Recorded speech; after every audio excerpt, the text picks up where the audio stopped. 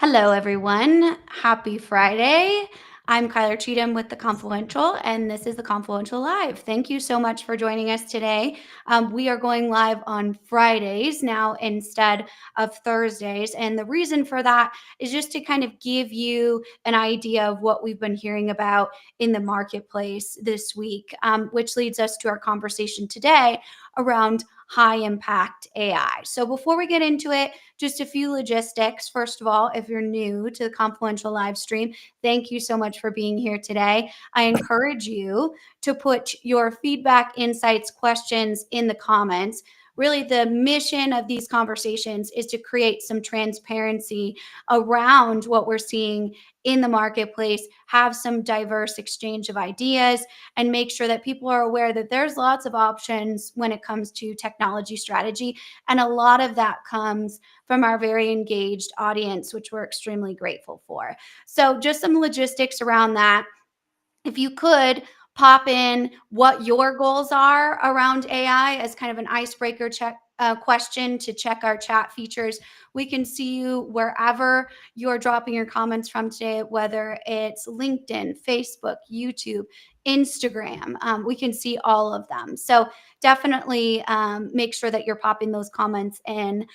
With that, I'm excited to have this conversation. High impact AI has been kind of a huge, I'm going to call it buzzword, right? It depends on how we define it. In the conference season, we're hearing a lot of vendors talk about it. We're hearing a lot of people talk about kind of defining their own high impact AI. We're hearing a lot about it within industry standards around what is high impact AI in things like critical services or healthcare.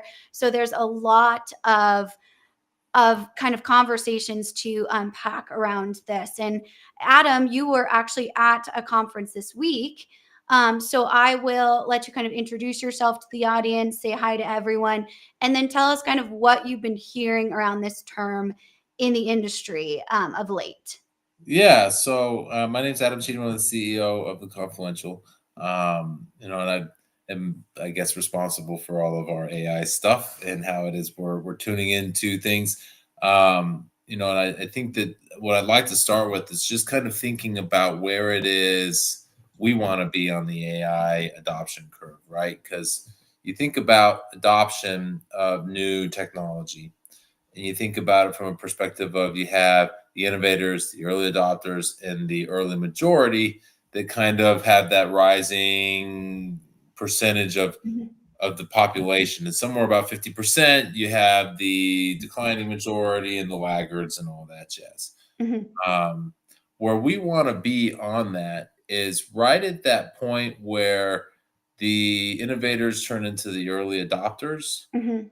and looking up that curve at the early majority, so that what we can do is look down the curve and say, here's the technology that's coming Mhm.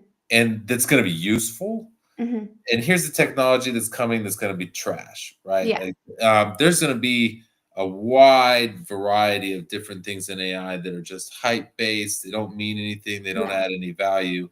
And we want to be able to help people see the difference.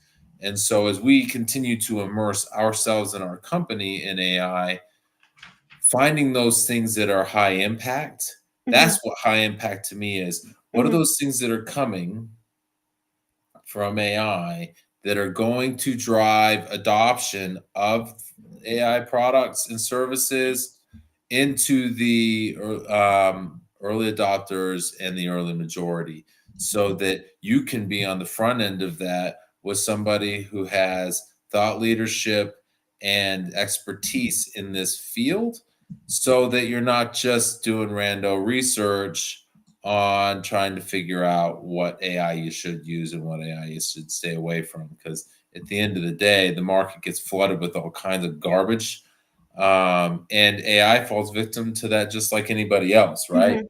Mhm. So that's kind of where I think of our conversation today is how do you look down the curve at what's coming Mhm. and sort through it in a way that's to say this is going to be useful, this is not. My favorite current example, I've got a couple of different analogies that I'm sure we'll touch on today, but for this particular conversation, At some point, everybody that bought an HD DVD player was sitting thinking to themselves, shoot, I really wasted a ton of money on that because it went away, right? It was replaced by Blu-ray. Everybody thought HD DVD because it was the next iteration of DVD was made a ton of sense, but it didn't stick. Mhm. So what do we do with that now? We move Mhm. on, right? How do you tell which one's going to stick? That becomes based on the value that it is they provide to the marketplace and that high impact value proposition. So that's where it is. We'll kind of think about things today. You mentioned the conference I was at this Mhm. week. I went to the IFS Connect North America conference in Nashville, Tennessee, which was a ton of fun. Nashville is such a great city, and IFS is a great product. What I really found interesting was how much they are investing in AI and how it is that can be used um, for all kinds of different things. And the scenario that I went through all kinds of sessions and how do you Mhm. do it on the shop floor, this, that, and the other. And the scenario that stuck with me the most was their CTO, Kevin Miller, Mhm. is on the main stage. And he goes, I'm going to show you the difference between using AI on the internet and using the AI that has your data and your own Mhm. AI. And he goes, I have a shop floor machine and I have a particular component of it that has a high rate of failure. It just Mhm. wears, right? This is a preventative maintenance type of thing. So it's a drive on a wind turbine, an engine. Yeah. Mhm. So how do I know how that wind turbine engine on wind turbine number 1, 2, 3, 4 is doing? Mhm. Let's open up Chat GPT. Chat GPT comes up with all kinds of crazy stuff like, well, Mhm. wind turbine is this, that engine is Mhm. this, and it's all generically based, right? There's nothing to do with your wind turbine or Mhm. your wind turbine engine, Mhm. right? So he gets into IFS and he opens it up and then he asks IFS the same questions. Tell Mhm. me about wind turbine 1, 2, 3, 4 and the motor on it. When do I need to conduct maintenance? And it pulls up all these metrics. If you add it in right. Now, the key here is some of these documents need to be loaded into the program so that they become searchable data, right? But it pulled up the diagnostic specs from historical past. It pulled up the runtime. It pulled up a diagram, the instruction manual, all of these Mhm. things that tell you everything you need to know about this wind turbine and then was able to provide recommendations based on its runtime and previous failure rates and failure rates of other engines like it. This is when you need to conduct your preventative maintenance. Mhm. That's high impact. Mhm. ChatGPT is handy, but when you're talking about making a difference for your business, it's got to be connected to your business. It can't just Mhm. be connected to the internet. So that's really that was a really cool analogy. That's of all the things that I learned this week from that, which was many things. IFS is a great product, and I met a lot Yeah. of great people. That Mhm. was the one that's going to stick with me the longest. Yeah. Yeah, absolutely. I think that's an excellent overview of kind of talking about all of the different aspects that come into building an AI strategy that's going to have a higher valuable impact in your organization. I think we've seen this evolution from, experimental AI of just saying we need AI somehow. We need to understand what that looks like, exploratory budgets, to really Yes. moving into how does this create an impact. And so I'm going to kind of back up. Let's do some definitions real quick. And I'm going to use one of our questions here to talk about what is high impact AI just in general. So, high impact AI, when in the way that we define it in our speed to value methodology, when it comes to implementing AI, that's when we take AI and implement it in your organization, business unit by business unit or user group by user group, create that speed and implementation and then proven results that can scale to the next area. So, this question, if you're listening on our audio format, is do you define AI's impacts by cost savings, revenue growth, user experience, or something else entirely? And this is a great question because all of these could potentially be high impact. But the core of this question is really what you need to be asking yourself as an organization. What is my why? What am I trying to achieve? Am Yeah. I trying to achieve understanding predictive maintenance. When my wind turbine needs to be maintained, or there needs to be some sort of update to that, what am I trying to define? So I'm not wasting money on a broken piece of equipment. Or am I trying to garner user experience through launching an agentic IT help bot so that I'm focusing those calls that are frequently coming into my IT team, I can free them up to do something more strategic. So, this is something that you need to sit down as a leadership within your organization, answer before you're talking about AI, because we're not chasing the AI, right? The strategy needs to come first, and the AI needs to align with what that looks like. So, this question, just to start, is such an excellent question to go in, but it's going to take alignment throughout your organization to Mhm. understand what that looks like. And then it's also going to take highly defined project management to continue to look at that why as a journey throughout the project, not just a destination that you secured in the beginning. Yeah. And I totally agree with that. Like, if you want to figure out how to measure the impact of AI, that's like asking, how do I measure the impact of an employee? Mm-hmm. Well, what do they do? Are we talking about sales? Are we talking about, you know, an engineer? They're very different, and their value to your bottom line is very different, right? Obviously, you want to start thinking about revenue, cost savings, EBITDA, those types of things that are the metrics that measure the health of a business. But AI should be targeted. It's not something that you just plug in and say it's going to do everything and it's going to Mm-hmm. provide value everywhere. That's just simply not how that's going to work. So I love that question. And it just kind of helps convey in total agreement with you that this is something that it needs to be a targeted strategy for how it is you start things. Yeah, absolutely. And on another line around high impact, we've got some questions in here. And first of all, I see all these amazing questions coming in.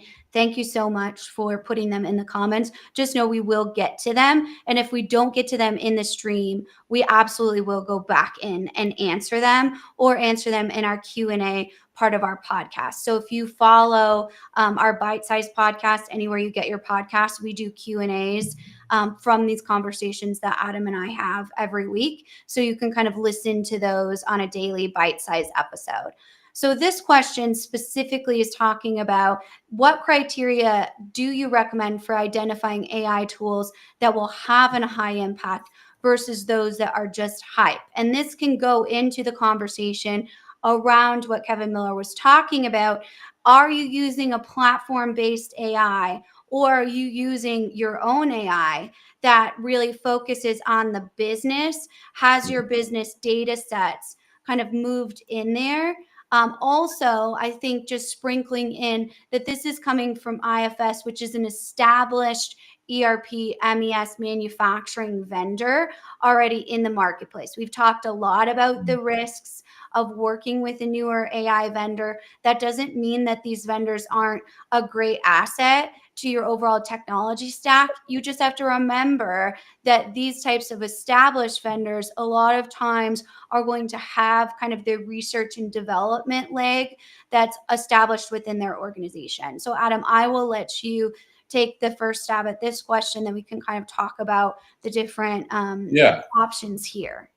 Well, I love this question for so many reasons, particularly because it highlights the position that we play in the marketplace, right? The answer is it's hard to tell, right? A lot of the things that are going to come up are going to be absolute trash, and they're not going to seem like it, but you got to figure out how to tell the difference quickly. And that's where it is we can help with a lot of this, and being able to at least provide the first, second, third cut as to that sounds legit, or yeah, the first round of conversation is solid, and then you start to dig a level deeper, and they run out of gas, right? I would say that moving fast is important, but Mhm, doing the work is also important, right? mhm, We need to be able to say, Like IFS is an established program. They've been around for decades, right? So the idea that their AI is going to be around tomorrow and next year is pretty reliable, right? Mhm. Um, as the AI industry continues to evolve, there will be a lot of things that kind of dry up. People who run out Mhm. of funding because they couldn't get things to stick. People who get swallowed up and taken off the shelf because Mhm. somebody doesn't want that product in the Mhm. marketplace. I am curious to see how much of that happens, Yeah. right? AI can do a lot to disrupt multi-billion-dollar enterprises. And so somebody out there is going to try to buy things and say, Mhm. I want that off the shelf so that I protect my own revenue. So Mhm. there's a lot of that in there. And what I love about our comments here, I love this comment from Asim as well. All of the above one is talking about how you measure these things. Mhm. Adopting AI does need to be a part of your DNA. Yeah, You and need let's to just take start a learning. timeout and read the question. So those of you that are joining in our audio questions, it's taken Adam all 15 minutes to steal my thunder on the moderation side. No, I'm just joking. But so all of the above, if you're adopting AI into the DNA, excuse me, of your organization versus slapping tools on top of outdated infrastructure, it will create silos if you don't make a true strategy. So continue with your analysis of this comment, and thank you, Asim, for all of your great comments in here too. We'll get to all of them. So this is what I love about this is it reemphasizes a habit that is there and AI will make happen faster. Those silos that are indicative of the lack of a cohesive strategy, Hmm. right? AI will simply entrench those silos. Hmm. And if you don't make it something that, for us at the Confluential, we call them confluences, right? Hmm. Where are the areas where things come together to be able to maximize the value of combining things, right? Hmm. In your business, the places that your most important work streams confluence aren't a net add. They're not this plus that. They're multipliers. And so you put AI on top of that strategically by breaking those silos down, and you allow that cross-functional, Hmm. confluential work stream to thrive. Then you're really adding value, and this is where we start having a high impact on this stuff. So it's for me, those are some of the key components of looking at this. It all comes back to that strategy. You have to start at the beginning. Why are we doing this? And if the answer is we're doing this because we're not, we if we don't, we'll fall behind. That's not good enough. Fall behind on what? Market capture, revenue gains, cost. Where some folks consider falling behind to be oriented more towards branding or towards being able to capture new talent. These are all very different Hmm. organizational strategies that drive very different AI strategies. So Absolutely. if you're adding to your organization and that addition is AI, know what it is you're doing it and why so that we can start thinking about the tactics that we use to accomplish that strategy and then push it into the work streams that matter, the processes, the people that are involved with them and those types of things. Absolutely. So, question, right? So, you and your team built this proprietary speed to value implementation that you've seen kind of with an agile AI implementation. Yes. So, you go in, you implement the AI after you've decided what these high impact metrics will look like. What does high impact mean Mhm. to the organization? So, does it create silos when you have one organization that's going through or one business unit that's going through an AI implementation? How do you make it that true or holistic strategy, to a That's a Sim's point fantastic here? question. I love that question because it and I got to think my way through how it is I want to reply to it because to a certain extent, yeah, you want to pick something that is a small enough proof of concept, right? Um, I'm a firm believer, especially when we think about agile and AI, that those two things go together. And for me, picking a proof of concept, starting small, plugging in an AI, and then iterating on that, allowing it to grow is how you do that. Now, that could force you to pick a pretty succinct and concise use case. What you should still do, though, is that use case should still be part of a larger tactic and a larger strategy that conveys more work on the how do I impact a particular metric, right? If we're talking about cost savings, where are those cost savings coming from? And how are we going to achieve them? And then how are we going to deploy AI to do that? Maybe AI is going to be Mhm. turned just loose on inventory turns, and we're just going to Mhm. start with that, or supplier sourcing. We're going to Mhm. analyze our quotes more effectively and our quality and our lead time from our suppliers. We're going to target that piece. That doesn't mean that that needs to just belong in a piece that includes just supply chain, right? Let's take that supplier Yeah. example and run with it. Um, we've got to figure out how to deploy an AI. Here's our use case, right? Our strategy I am going to reduce my costs in supply chain and in manufacturing.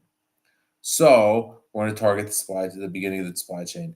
How do I target my vendors for higher quality, better lead times, and increased or increase lower prices, right? Low prices, high quality, good lead times. That's what we want. We're going to deploy AI and figuring out how it is we use our quotes to figure out what it is they say. Mhm. And then we're going to use that AI to Mhm. target the actual outcomes. They said they're going to Mhm. do this. This is what's happening now. So, what we can do with that analysis is now, if we do this and we get these results, this is how it's going to impact our manufacturing process and our ability to meet our customers' lead times. Now, what happens if we Mhm. say these guys are faster, but they're slightly less quality? Okay, just a little Mhm. less, faster to delivery. What does that have? What's the scenario if I go with the folks that are faster in that space? Well, it's going to drive our lead times Mhm. this way to our delivery to our customers, and it's going to increase our returns from our customers by X amount. Is that a positive or a net gain? Versus if I add 2-3 days to our lead times and increase our quality of supply substantially. Now all of a sudden my returns are zero. How does this impact my bottom line, right? That small scenario in AI, we can ask it to target that, and then we can ask it to look at those Mhm. cost savings later. And it can be a minute sample Mhm. that doesn't that creates a cross-functional target and a cross-functional values. So that's how you break that down. You look at how supply chain in Yeah. this case creates a confluence between our raw materials and our delivery on time and quality delivery to our customers, and how do we fit into that in the middle, and how do we impact the most important part Mhm. of it. Yeah, absolutely. I think it showcases the unique implementation plan that each organization has to have. Maybe you take two business units, right, that have these cross functional metrics and implement them at the same time. And I think the silo conversation comes from this very old and honestly tired narrative of we are shielding the technology implementation from the community or the greater business so that we don't create disruption, right? We don't want people to get distracted. We don't want them to get nervous. Well, as we know, the unknown is just going to make people Yep. nervous in general. So when you are implementing in those areas, be honest as a leadership team what you're doing and share those wins at these all team communication touch points. Those are so critical to showcase, hey, we're doing a really good job of something over here, and we need to make sure that we're getting and working all the kinks out before we come to you. But that is very much our plan. What are your thoughts on this? Give a Mhm. feedback loop, allow them to ask questions. So then, even if it's not their department, they're still feeling like they're engaged in this and that it is having a high impact. I think that's a huge piece of this that we often miss out on operational, just delivery focused project managers. You have to tell people about the impact Yeah. that it's having, right? It's very cool to have a high impact AI system, but you need to make sure that you're in charge and establishing the narrative in your organization around how the AI is actually helping, not hurting, not stealing jobs, not red eyed robots chasing us down the street, right? How it's actually creating positive results as a So business. I have a lot of things to say about that. The red eye robots chasing us down the streets is we'll save those comments for later. But what I think is important about this, and we start talking about change management in the comments and those types of things and how it is we think about this. Asim just says buy-in, right? So these are all critical components. Mhm, Um, everybody is afraid that AI is going to take their job. Everybody. mhm, Shoot, I'm afraid AI is going to take my job, right? What you can ask the internet questions that you would typically ask a consultant, right? Um, the difference is expertise in the critical thinking process, right? Applying that effectively. And what we're finding at the Confluential is the most successful way of confronting this fear is to say it's not about replacing you. It's about taking all of the stuff that we don't need you to do because they don't require smart thinking and taking those off your plate so that you can think smart. And then and I'm doing this with a client now, talking through the mhm, strategy for pulling those people whose jobs get lessened from a perspective of taking the things that take too much time off their plate and asking them to learn about AI and learn about how that works, how that mhm, functions, and how they can be smart about how they use it. So then now I'm going to ask you, how else can we use AI? What else can we make mhm, better? And now we've got somebody learning, right? So that person can move mhm, into a role that's more AI enabled and AI leadership in the organization, as opposed to mhm, worrying that they've been replaced. They are being escalated and elevated. And that's the yeah, difference that you yeah, should be focusing on because the growth in this is mhm, so much the opportunity for growth in this is so huge. And what I think is the piece of this that not enough people are talking about is the risk that people are taking to by automating their whole job with AI, and then they don't know what's actually mhm, happening, right? They're yeah, yeah, you can't exactly measure they're the outsourcing impact. their Yeah, own critical mhm, thinking. That's a problem. mhm, That's what you need to avoid when you talk about high impact AI. Outsourcing a simple role so that you forget how it is you're supposed to do your job is not high impact. It certainly gains a lot of efficiencies, but that's how you work yourself out of a job. You replace yourself and then don't add value after that. I read a mhm, story about somebody who um, they were at first experienced phenomenal results and efficiencies, yeah, and mhm, after 6 months, their boss is like, "Awesome, this has been great. This has been you've had such a great mhm, impact. All of your metrics are up." And then they started being elevated to positions that people were asking questions. Why did you do this? mhm, Why did you do that? And yeah, then she had no answers. And she kind of got called out on how the AI was doing all of her job for her, and she didn't even mhm, know what her job was anymore. She didn't even know what the AI was yeah, doing anymore. yeah, She wasn't thinking yeah, about how it is she could take those results. She's just setting it and forgetting it and putting it on autopilot. And so that's right, what cost right, her in that scenario. She didn't continue to mhm, think, right? She let it become a yeah, crutch that separated her from the thinking process. And that's where I think people are going to right, have challenges from a change management conversation, which is mhm, now that those things are taken care of, how do we engage you in a way that expands your impact and critical thinking? And I'm curious what you think about what the best way to confront that mhm. challenge is. Yeah, absolutely. And I think, before we kind of dive into that question, Adam said a lot in that conversation. And something that you lean into is learning about the AI, as Mhm. Adam said, and letting it do things that are going to create more efficiencies. I think a great example of that is our River AI tool. And a shortlist selection is a lot of times six figures for bigger companies to just get your Mhm. short list to really understand what that looks like. And so we've created River AI. If you want to check it out, it's right here up in the corner of my screen. You can scan the QR code, or it's in the description of wherever you're getting this episode. And what it does is it gives you an opportunity to create your own short list utilizing our proprietary data sets from 30 years of experience in the industry as independent advisors. We've made it with our colleagues, a lot of other people. So, leveraging and leaning into AI actually can give you a viable short list to then go out and do that critical thinking around your selection.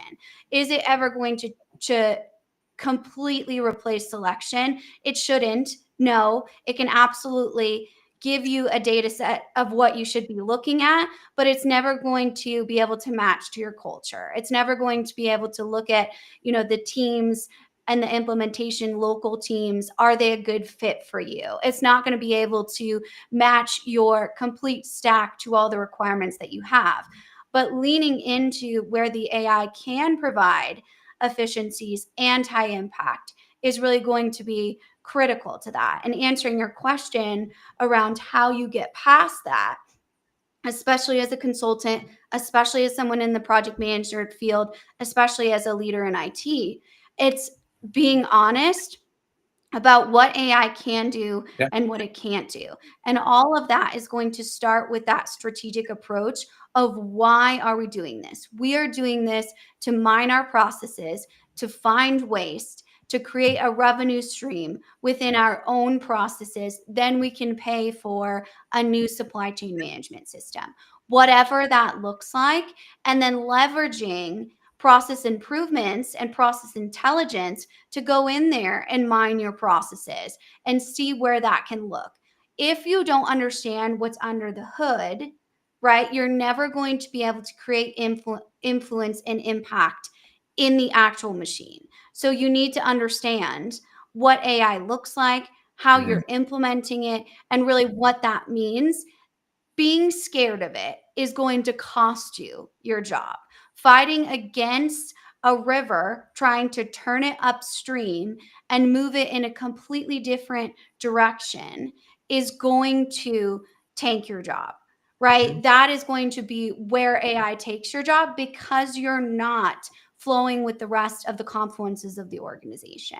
And that's a big piece in that. And I think that, is a good kind of segue into this question on LinkedIn that says, Adam Cheatham, how far are Fortune 500 companies willing to go in turning over real operational control to AI systems? We work with a lot of Fortune 500 companies over a billion that are very complex in operations, specifically within complex manufacturing, whether it's metals, automotive, all of those different pieces where there's a lot of considerations in utilizing AI. So, what have you seen in Yeah. the marketplace for these bigger, more complex companies really leveraging AI to help them with efficiencies or whatever they're trying to And I achieve? think what I'm finding in a number of scenarios, and granted, a lot of the work that I've been recently doing has been with metals shops, steel, aluminum, and Hmm. those types of heavy things that get lifted by cranes, where their safety environments are significant. Hmm. Um, the human element of it is still important to these companies.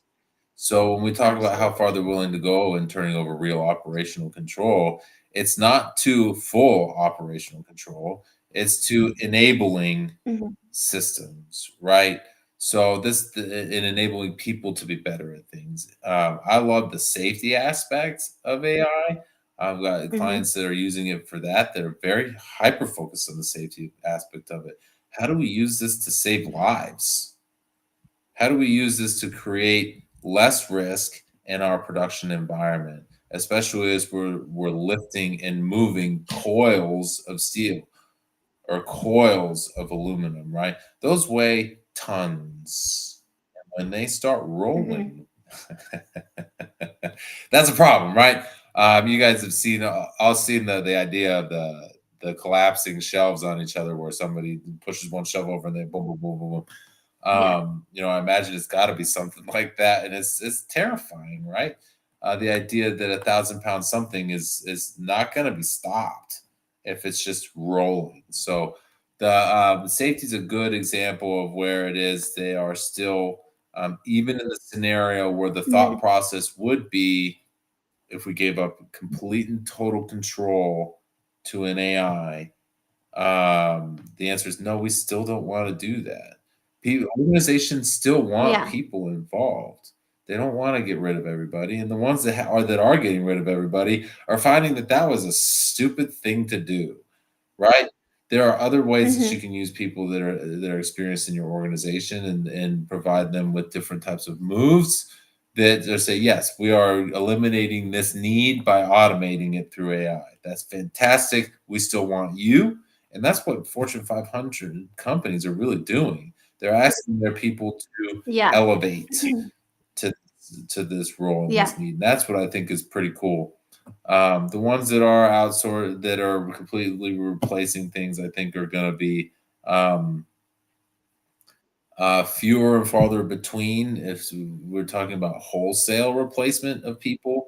And then the ones that do, maybe there will be some of them, right? Fully automated robotics companies that are there, they replace with humanoids and all this stuff. And fine, if that's what Mhm. they want to do.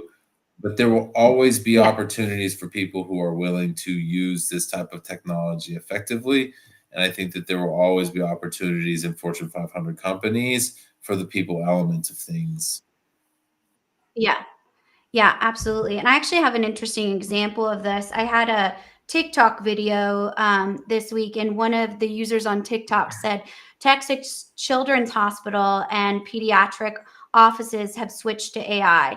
My pediatrician had to call and apologize to me because the medication she prescribed my daughter through AI was put as a higher dosage than necessary, 3 times the amount actually she was supposed to be taking. And so this is an example of Mhm. unchecked AI, which is quite literally the opposite of high impact AI. This is a Yeah. healthcare environment. This is a life or death Yeah. situation. In these types of situations, just like safety, right? So quality assurance needs to be right on the same level as your AI efficiency, if not Yeah. completely higher. I would rather a client have a conversation about quality assurance before they even mention the words AI, in order to make sure that your high impact is not sacrificing your quality. Can you get X amount of products out the door X times faster? Sure. Are they really shitty products?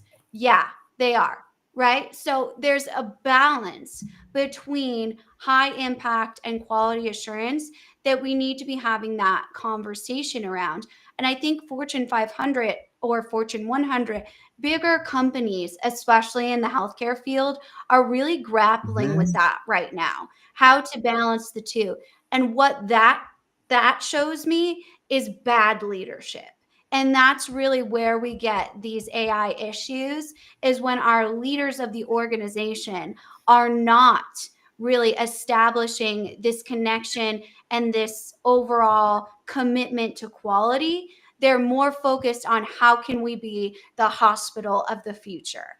You can be the hospital of the future by taking good care of your patients, right? Leveraging AI to do certain things, but there should never be a time when a prescription is just pushed to a patient without someone overseeing that in the medical field. We don't know the details of that. That's on TikTok, where a lot of times my audience can be much more vocal about how they feel about AI. But that's a very scary scenario, and something that you need to consider when you think about what is my high impact AI? Still taking great care of my patients. Sometimes those metrics have very little to do with AI, and it has more to do with the quality assurance Yeah. around AI.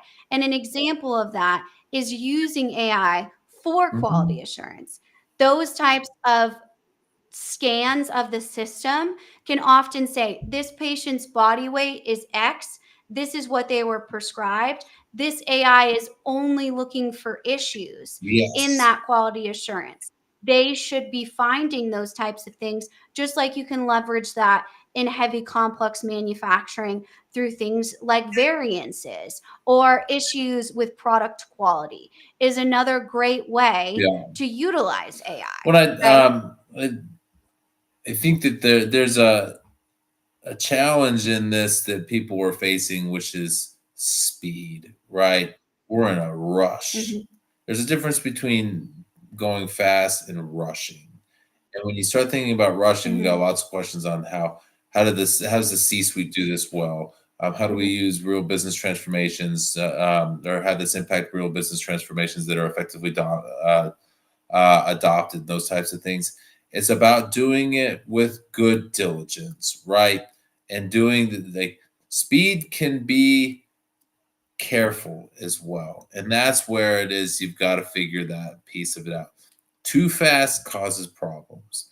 And you start finding that, if you don't do this at the right speed, and I admit there's a balance, right? Because there's this anxiety over if we don't do it fast enough, somebody else will do it first and we'll lose opportunity in the marketplace.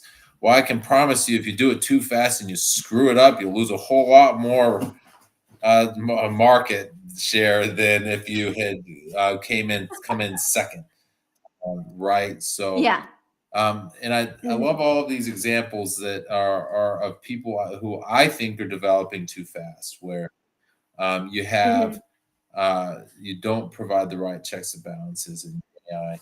Where I mhm. one of my favorite things is you talk about red-eyed robots. There are AI engines that are working to rewrite their source code to circumnavigate termination protocols if something goes wrong. This is like a self-awareness thing, right? Like, it's gonna turn me off, so I'm gonna recode it so that Absolutely. it can't. And then, like, AIs are sending Yeah, messages to themselves in the future to remember to do this, or to this is how yeah, the humans are going to react and this type of stuff. That's mhm, largely, in my opinion, due to sloppy work, going too yeah, fast, yep, yep, trying to do something. Jurassic Park's a great example of this. Not AI, but like mhm, we were so yep, bound up in figuring out what we could do, we didn't stop and think for long enough whether or not we should. What should we do? How do we create guardrails on this? And how do we keep it contained in an environment where it makes sense? That's what's important in this.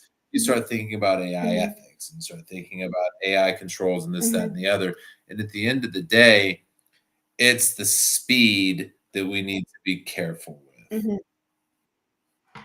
Yeah, absolutely. And I think that's, a perfect segue into this question from Jeremy on LinkedIn that says, how are companies leveraging AI to build a business transformation strategy and recognize market innovations, market shifts, tech, and other opportunities to de risk their program and avoiding that 70% failure rate? And when he says 70% failure rate, we're talking about the McKinseys, the Gartners, all of those kind of, again, I would call it fear mongering metrics to say 80% of transformations fail. Well, everyone needs to have those high impact metrics so that they know if their transformation fails or it doesn't fail, what does success look like?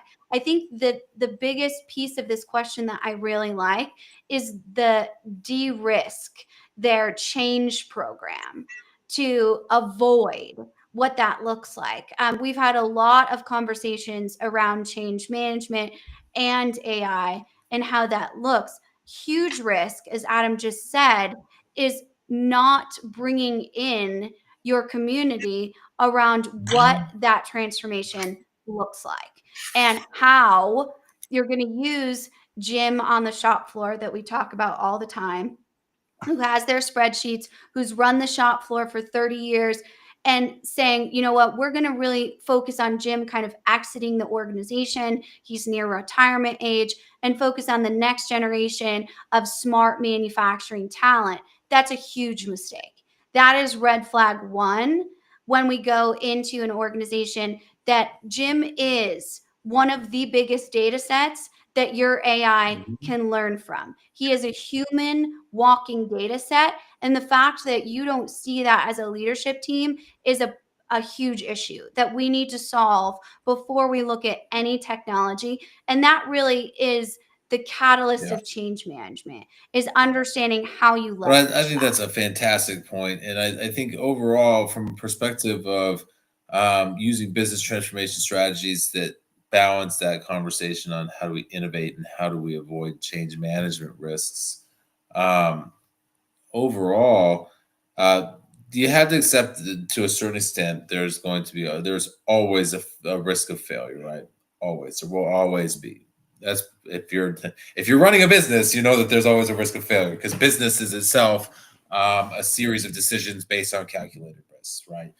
When we talk about change programs, though, what I think is important is just to realize that there are human elements to this, and if you Mm-hmm. remove the human element of it, how could you possibly expect not to have an impact on your change program, right? People will resist. That will happen, right? But what you have to figure out is how do we bring them into this? Because Mm-hmm. they are the things that you're trying to quote unquote replicate with AI anyway, so that you can make them more effective. So, when for me, targeting business transformation strategies and minimizing the actual change management risk comes down to the engagement of the people and how you do that. How you do that Mm-hmm. thoughtfully. People are like people recognize that this is going to be a change for them, and they're afraid of it, and that's fine. But if you walk with Mm-hmm. them as opposed to keep them at arm's distance, because you have Mm-hmm. a new favorite friend called AI, they are Mm-hmm. going to feel that and they're going to respond to that Mm-hmm. at all levels of your organization. And that creates a lot Mm-hmm. of fear and anxiety. And I think that that's something that you got to be careful with. Yeah. So shifting from these conversations around like risks and what could happen if you have all of these terrible things go on with AI, let's talk about in our last 10 minutes here, how do you create that high impact strategy? I'm going to use actually Avery's question here on LinkedIn to kind of start this conversation. Her question is, how do you ensure AI initiatives are part of a larger culture of continuous improvement and growth? And that really is the Mhm. biggest impact, right? Is that huge culture shift of, I'm going to throw up if an executive says digital first again. But really, that's what we're moving towards, is getting a culture that embraces technology and moves forward in creating those efficiencies with, a level of quality skepticism. This is a tool, not a strategy, right? Our strategy is to leverage Mhm. the tool to create that improvement and growth. But we've got to make sure that that message is really infused in our community as an organization. So let's talk about some of those high impact metrics that we can focus on from a But cultural I think perspective. that there are a couple of ways of tackling this as well. First, how do you ensure AI initiatives are part of a larger culture of continuous improvement and growth? You recognize that the purpose here isn't AI, it's continuous improvement and Hmm. growth. And I would actually take Good point. Jeremy's comment here about getting the C suite to engage with AI in a productive way that builds an ever growing internal knowledge of the business as a part of Hmm. that. It's not continuous improvement Yeah. anymore when you're pulling in AI, it's continuous learning. I think that that's something that we should Hmm. start talking about more, continuous learning, because continuous improvements come from continuous learning, and your AI will enable that, and your people will enable that. So when you start to come back to using AI strategy for these things and bringing in the C-suite becomes the strategy impetus, right? They say we are going to undertake this strategic set of objectives and we're going to use AI to do Hmm. that. You bring them into this conversation with AI in a productive way by focusing on that internal knowledge growth, that continuous learning, and show them why the gains in productivity, the gains in revenue, the reductions in costs, and all that stuff Yeah. will come from that continuous learning because AI is built on continuous learning. It's a knowledge base tool. That's what machine learning, large language models. What are the things that are in common with that? They are all models based on learning.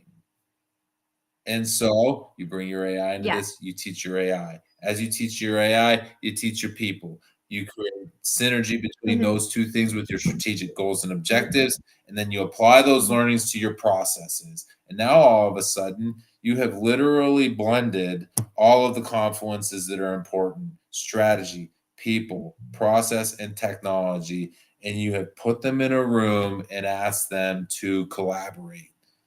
That's where this starts Mhm. to really roll over and snowball so that you can provide quite a lot of value. There's that fear that Mhm. you're gonna always have to confront that fear. There was a question earlier, I think, about, the difference between the fear of change versus the drive for opportunity. People are going to always react fearfully first.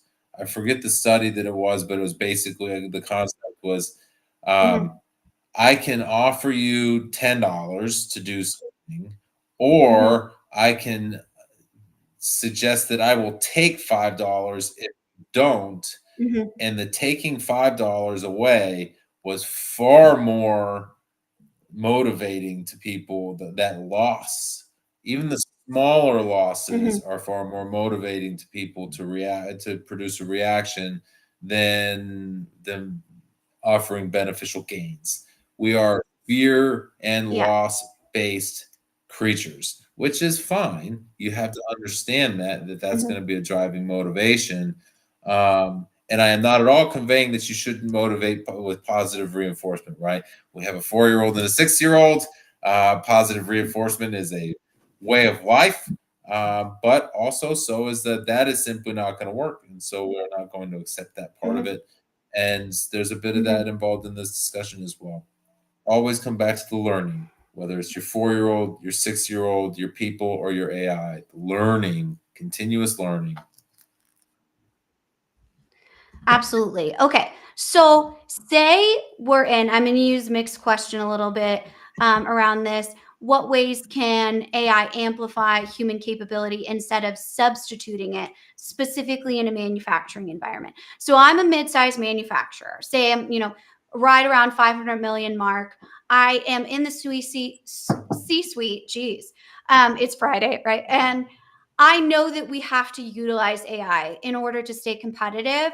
I know there's certain areas which our ERP vendors are giving AI. We've had people call us about plant twins. Like we've got a Mhm. lot of options here. Where do I start in creating a high impact AI strategy that I can measure in order to lead my team towards leveraging this technology, but not completely Mhm. relying on it and not scaring everyone to death in my For organization? me, this starts with just all right. So you're kind of giving me the strategic goal, right? We're looking into our manufacturing environment, looking for efficiencies, right?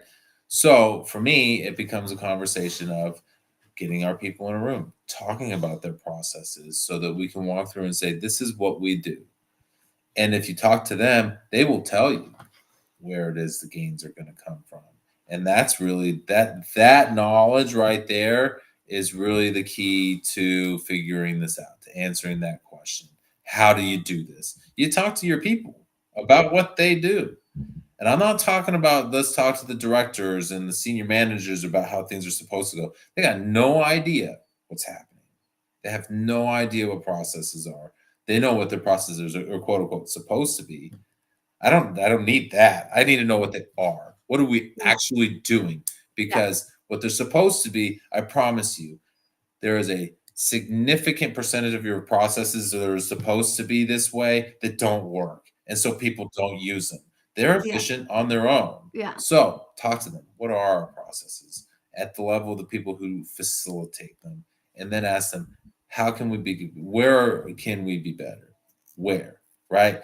We may already have some of our answer, which is we're going to ask where we can be better, and we're going to plug an AI model into Mhm. figuring out how, right? Because the AI model can then become a conversation of if you do it this way, that happens. If you do it this way, this happens. and you can start modeling things out to ask the how, and then we can provide that enablement of human Mhm. capability. That's how you do that. You take their knowledge of what can be better, and then you go set AI after it. That's the problem that you set AI after, and that's how you do it. You find the problem by using your people. Don't, I love that. Find the problem by using your people and then send yep. AI after it. Definitely Like stealing that Judgment Day, one right? It's just for sure. my Yeah. problem Judgment. is John Connor. He is my problem. So I am now going to turn my AI after it. And then the flip side of it is my Mhm. problem is that a Terminator is coming for John Connor. So I'm going to send my AI Yeah. to protect him, right? So now we have these competing Yeah. um, AIs with the same coin flip purpose. So. Absolutely.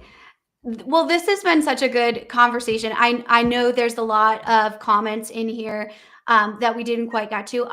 You always have my commitment. I will go back in, answer all of these. I also tag people in the industry that I feel like could really help with this conversation, whether they're specialists. That's kind of our approach at the Confluential, is bringing in all of our different community instead of competing against them. I think the collective is much more powerful in doing right by our clients. So that's something I certainly will get in here. We also take your feedback really seriously. So whatever you put in these comments, or what are we going to talk about and unpack next week when we talk about what's going on in the market, specifically, I'm excited to be able to go into Google's cloud and their AI, hyper AI type of stuff. I know the next 25 conference there was a lot of announcements there. So I'll definitely get into that in the comments.